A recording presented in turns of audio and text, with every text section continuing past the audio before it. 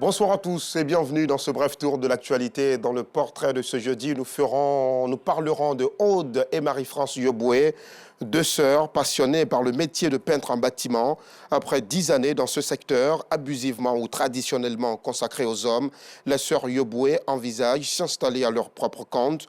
Leur parcours a été jonché d'embûches, mais elles ont dû renoncer à plusieurs propositions absolument pas du tout catholiques, des propositions indécentes pour tout vous dire. Cependant, les sœurs Yoboué ont conservé jalousement leurs valeurs et travaillé à la réalisation de leurs rêves. C'est un sujet signé Abdelaziz Guira que nous vous proposerons à 19h30. Et puis, c'est devenu une tradition pour certains parents d'offrir des cadeaux à leurs enfants à l'occasion de la Noël. Mais que représentent réellement ces cadeaux pour les enfants? Ont-ils un impact sur nos tout-petits et notamment sur l'évolution de ces derniers? Un sociologue nous dira un peu plus sur ce sujet à partir donc de 19h30 dans l'édition de ce soir. À 10 jours de la Noël, le marché d'Adjamé est jonché de gadgets, des chapeaux de tout genre, aux lunettes en passant par les sacs à main et les t-shirts à l'effigie du Père Noël. On y trouve absolument tout, des articles très prisés des enfants pendant cette période de fête. Les plus malins d'entre les commerçants ont reconverti leurs magasins et remplacé des articles par ceux de la fête. C'est un moment de grands chiffres pour ces commerçants en vérité. Les détaillants et les grossistes absolument se frottent les mains.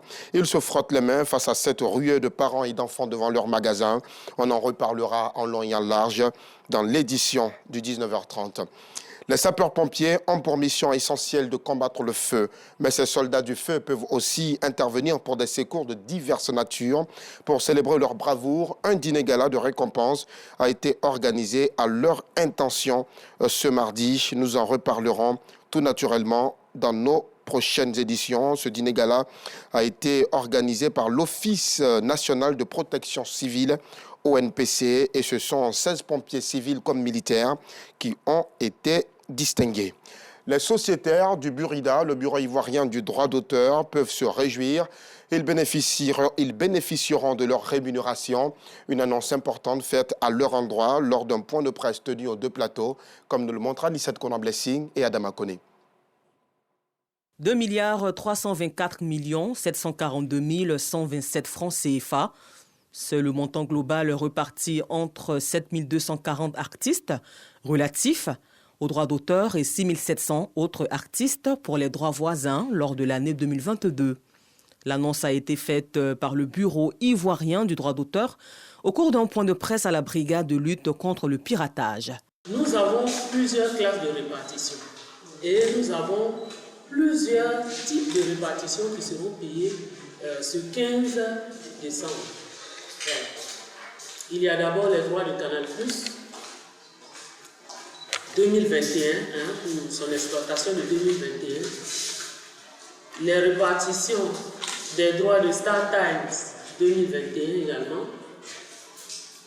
Les droits classiques, pour lesquels nous faisons les bilans en chaque trimestre, c'est-à-dire les droits de reproduction mécanique, les séances occasionnelles et les CRBT. Un point de presse qui a permis aux différents directeurs de services de revenir sur l'utilité des différentes offres du Burida à ses sociétaires.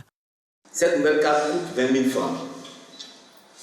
C'est-à-dire que tous les titulaires de droit, les membres du Burida, doivent venir au Burida, remplir les différents formulaires, payer les 20 000 francs et attendre la production de cette nouvelle carte. Malheureusement, sur environ 9 500 membres, à ce jour, nous avons environ 1100 demandeurs de nouvelles cartes. Comprenez?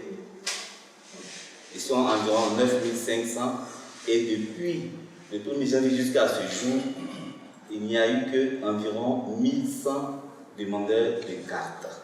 Le Burida a une politique sociale qui porte sur l'accompagnement à la création et à la promotion des œuvres de ses membres, appelée politique d'appui à la création et à la promotion.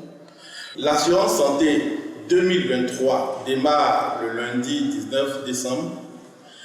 Nous lançons un appel à tous nos sociétaires de prendre contact avec le département en relation avec les ayants droit à l'effet de pouvoir renseigner ou du moins satisfaire les conditions qui leur permettront de pouvoir bénéficier de l'assurance en 2023.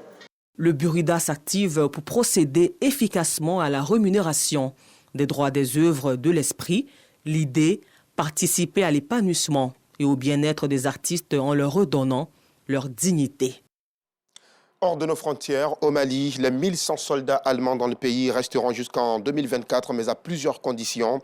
La ministre allemande de la Défense a prévenu aujourd'hui la junte au pouvoir à Bamako que le maintien de leurs forces était conditionné notamment à leur capacité à remplir leur mission et à la tenue d'élections. C'est la fin de ce bref tour de l'actualité. Merci de l'avoir suivi. Soyez des nôtres à 19h30.